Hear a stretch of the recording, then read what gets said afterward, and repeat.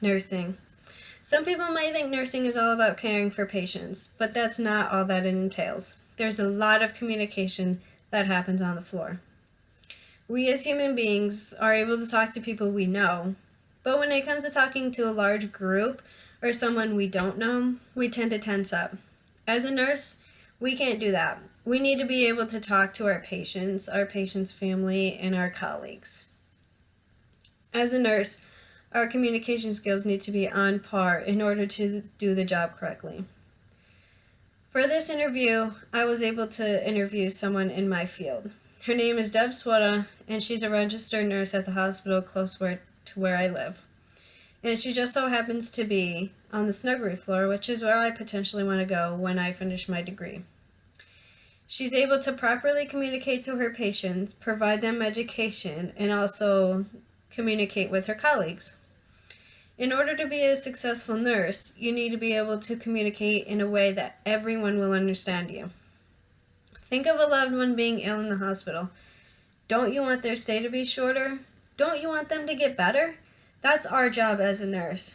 First, we do a shift report and introduce ourselves to our patients. Shift report is when the day nurse and the night nurse, or the night nurse, talk to the nurse that's coming on and tell them what the day entailed, their pain, their meds they were given, etc.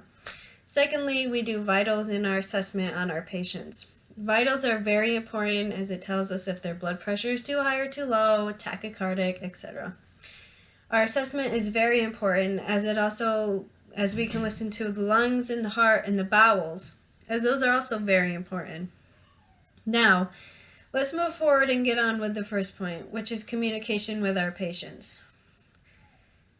To understand what is going on with your patient, maybe ask them why they're there. Some people don't know why they're there, but that's okay because some people have dementia, Alzheimer's, etc. Some family members just make up some excuse to bring them to the hospital because they don't want to care for them anymore. So they send them off to the hospital for us to care for them. So when they're talking to you, please listen. Don't interrupt them. If you interrupt them, you're going to miss something important. If you don't listen to them and just be like, yeah, I gotta go, they could be really hurt and you don't know that because you just walked away. You also need to be able to educate them. Education is a big key in nursing as some patients don't understand a lot. You need to educate them on their diagnosis, what it entails, their medication, and side effects of the medication, why they're taking it, what it's for, what it's treating, etc. While I interviewed Deb, she shared a website with me that has helpful tips in order to better communicate with patients and your colleagues. Mm-hmm.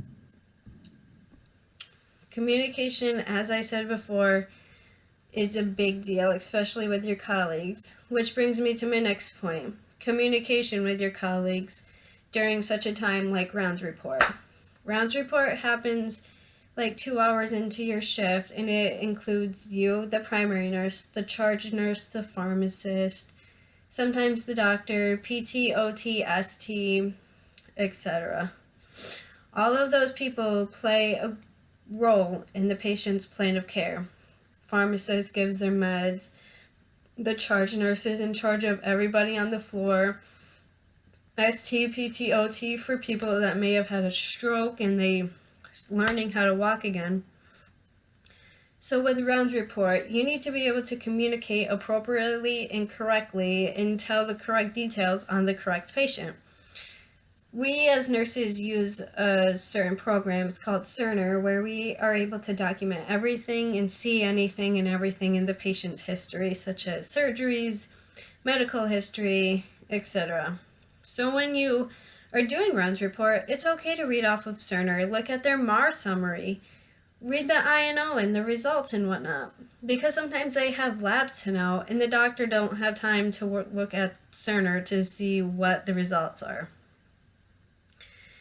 Another communication skill that you need to communicate with your colleagues.